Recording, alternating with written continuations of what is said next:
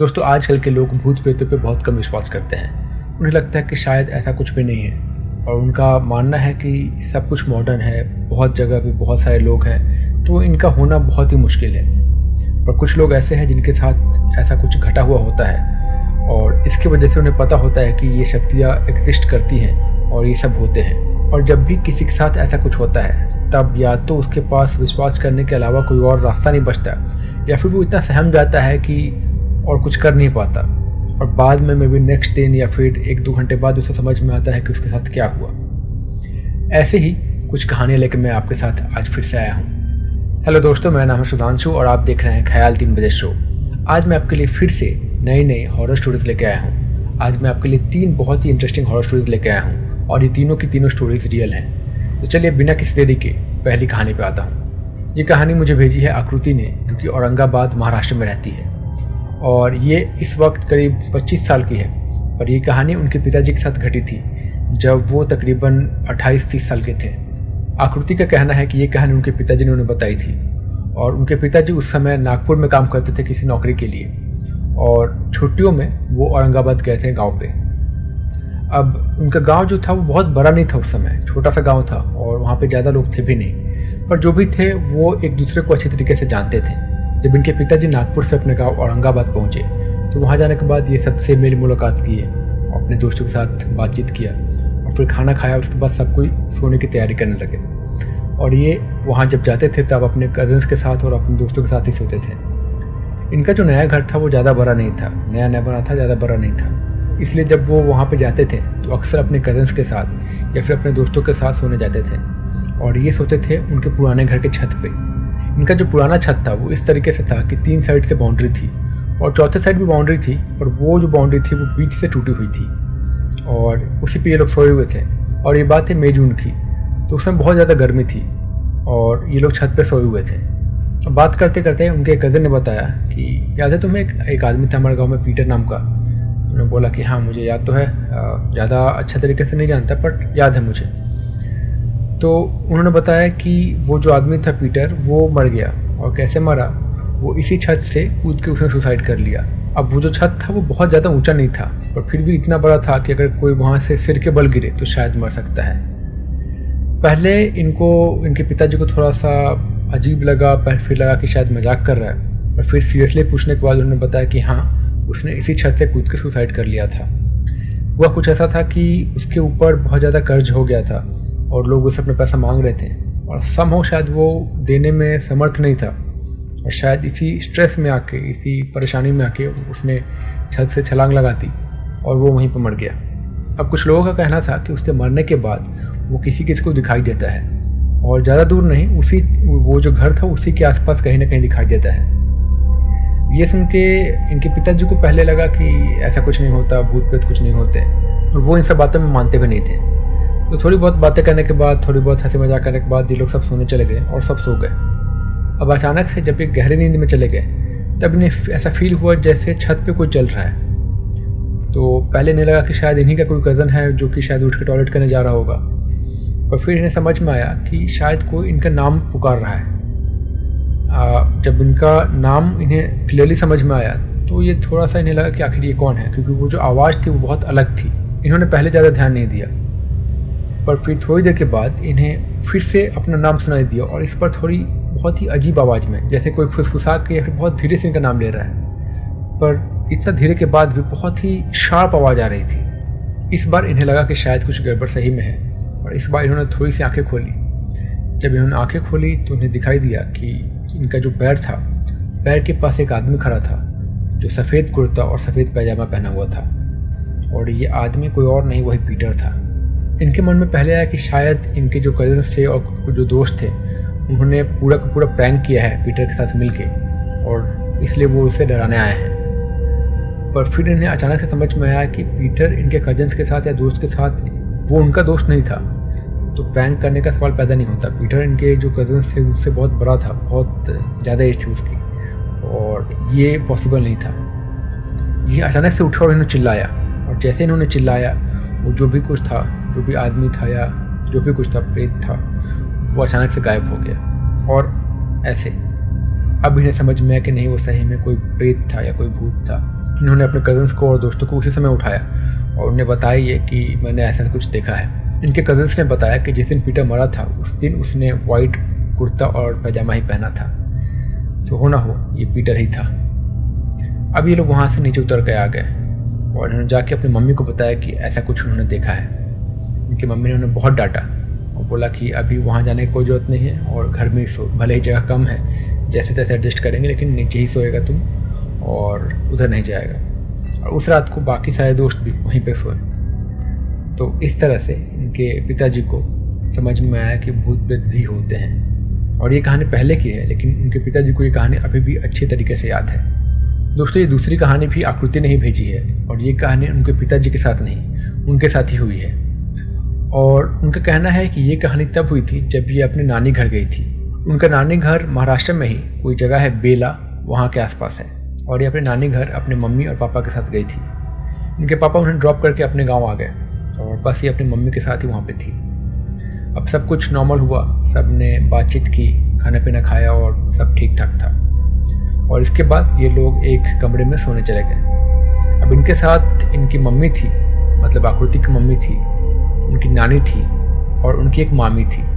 तो ये जितनी औरतें थीं, 4 औरतें थीं, ये सब एक रूम में सो रही थी। जो घर के मर्द थे वो दूसरे कमरे में सो रहे थे या फिर कुछ खाली जगह पे सो रहे थे, शायद छत पे। इनका जो रूम था जिसमें ये लोग सो रहे थे वो कुछ इस तरीके से था कि उस रूम में एक खिड़की थी, एक दरवाज़ा था और खिड़की के बाहर कुछ पेड़ थे और पेड़ के बाद खेत था।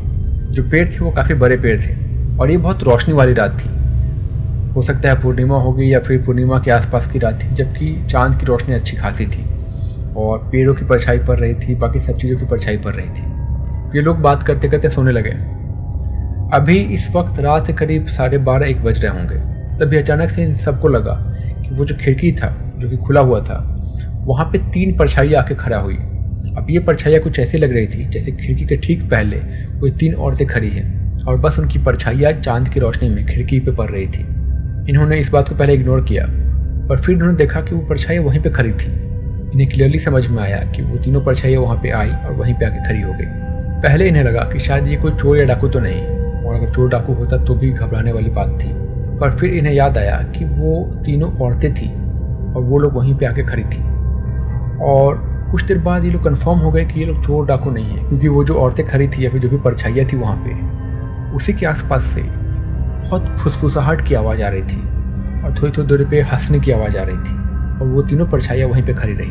अब ये जितनी औरतें इस रूम में थी वो लोग बहुत ज़्यादा डर गई, लेकिन किसी की हिम्मत नहीं हुई कि किसी और को जाके बाहर से बुला के लेके आए। और ये चारों उसी परछाई को देखते रहे और करीब 40-45 मिनट देखने के बाद ऑलमोस्ट इन सब की नींद लग गई। वैसे ही ऑलमोस्ट 1 घंटे सोने के बाद इन्हें एक सपना आया आकृति को। सपने में उन्हीं में से एक परछाई वहाँ पे खड़ी थी और बोल रही थी, क्या मैं अंदर आ जाऊँ, क्या मैं अंदर आ जाऊँ, मुझे आने दो, क्या मैं अंदर आ जाऊँ। और ये सपना से इनका नींद तुरंत टूट गया और ये इन्होंने अपनी आंखें खोली और उन्होंने देखा कि वो परछाई अभी भी वहीं पे खड़ी थी।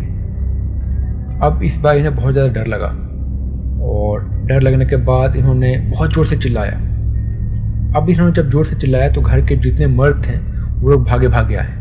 जब इनका ध्यान मर्दों की तरफ गया तो वो सब वहाँ से आ रहे थे और जब इन्होंने वापस मुड़ के खिड़की की ओर देखा तब वहाँ पे कोई नहीं था। चारों औरतें जाग चुकी थी पर खिड़की पे से अब सब कुछ गायब हो चुका था। इन्हें समझ में आ गया कि ज़रूर वो कुछ ना कुछ भूत प्रेत या चुड़ैल थी। इन्होंने सब कुछ अपने घर के जो मर्द थे उन्हें बताया। आकृति के जो नाना थे उन्होंने बताया कि हो सकता है कि शायद वो कोई डायन या कोई चुड़ैल थी और ये तीनों ग्रुप में आई थी शायद कुछ काला जादू करने या फिर ऐसा कुछ। अगले दिन जाके उन्होंने खिड़की के आसपास चेक किया जस्ट टू मेक श्योर कि उन्होंने कोई टोना टुटका करके नहीं रखा है। और इसके बाद से आकृति को भी ये विश्वास हो गया कि भूत प्रेत या फिर ऐसा कुछ चीज़ होता है। दोस्तों, ये लास्ट जो कहानी है वो कहानी मेरे नाना के भाई के साथ हुई थी। नाना के कज़न भाई बोल सकते हैं। ये बात करीब 1998 की है और उस समय मेरे नाना के जो कज़न भाई थे उनके बेटे की शादी हो रही थी, मतलब मेरे मामा ही लगेंगे, उनकी शादी हो रही थी। और ये बात है बिहार की और बिहार में छपरा डिस्ट्रिक्ट की। ये बात है 1998 की और गांव था हरिहरपुर नाम का एक गांव था। ये गांव उस समय बहुत ही पिछड़ा हुआ था और यहाँ पे बिजली नहीं थी, यहाँ पे ज़्यादा साधन नहीं थे और जो घर थे वो काफ़ी दूर दूर थे। मतलब कि अगर 3-4 घर पास में है, उसके बाद जो नेक्स्ट घर है वो अप्रॉक्सीमेटली 500-600 मीटर बाद है, और सो ऑन। जो मार्केट था वो गांव से करीब 4-5 किलोमीटर दूर था, और वहीं से सब कुछ सामान लेके आ जा रहे थे सब कुछ। अब हमारे यहाँ प्रथा ये होती है कि शादी के 1-2 दिन पहले कथा होता है, और कथा मतलब भगवान की कथा होती है, सत्यनारायण भगवान की कथा होती है उस समय, उस दिन। और उसके लिए प्रसाद वगैरह लाना होता है, मंदिर का भी कुछ सामान लाना होता है, और जाके मंदिर से, जो कि दूर का मंदिर है, वहाँ से कुछ पूजा का सामान और कुछ चीज़ें लेके आनी होती है। जो ये गांव था, गांव और मार्केट के बीच में अप्रॉक्सीमेटली 5-6 किलोमीटर का रास्ता था, और उस रास्ते के बीच में एक पोखर पड़ता था, मतलब एक तालाब था, जिसे हम लोग पश्चिमारी पोखर यानी कि पश्चिम वाला तालाब कहते थे।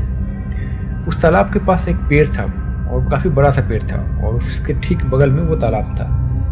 वहाँ के लोगों का मानना था कि उस तालाब के आसपास का जो एरिया है वो शाम के 5-6 बजे के बाद हॉन्टेड हो जाता है। वहाँ पे कुछ ना कुछ नेगेटिव एनर्जी, कभी भूत, कभी प्रेत, कभी पिशाच, या फिर कभी कभी चुड़ैल वहाँ पे दिख जाते हैं लोगों को। लोग कोशिश करते थे कि वहाँ से शाम के 5:30 बजे के बाद ना लौटें। अब शादी की सारी तैयारियाँ हो रही थी, और सब कुछ सामान आ गया था ऑलमोस्ट, और बाकी सारे लोग इधर उधर के सामान लाने में कुछ बिजी थे। अब जो नाना के भाई थे वो मार्केट गए हुए थे सामान लाने के लिए, जो पूजा का सामान था वो लाने के लिए। उन्होंने किसी को कॉल किया, और उसने बोला कि मुझे आने में 10-15 मिनट लग जाएगा, आप वेट कीजिए, मैं आपको आके लेके जाऊँगा।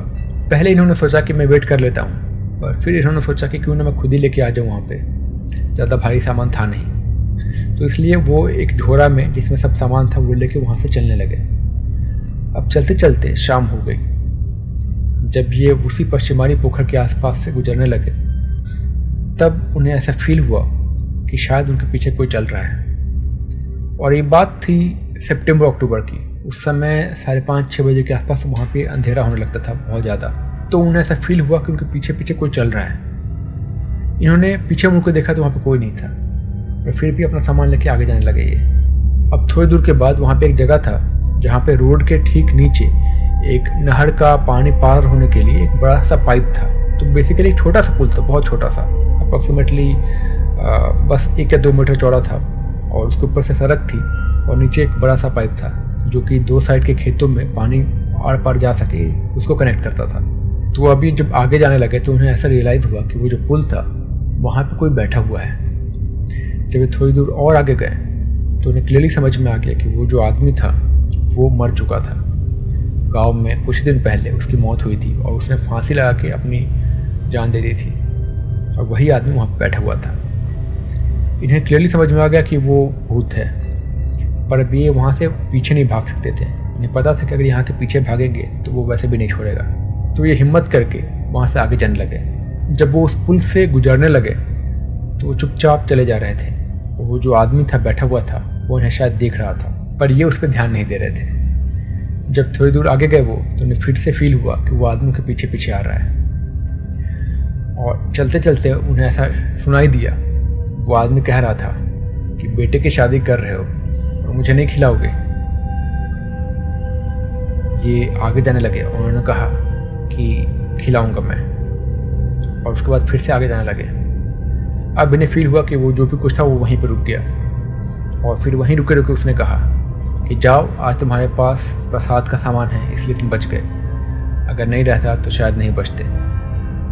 अब इसके बाद वो जैसे तैसे घर आए। अपने घर आने के बाद अपने घुटनों के बल वो गिर गए और बहुत ज़ोर से रोने लगे, और उन्होंने बताया कि उनके साथ क्या क्या हुआ और कैसा कैसा हुआ।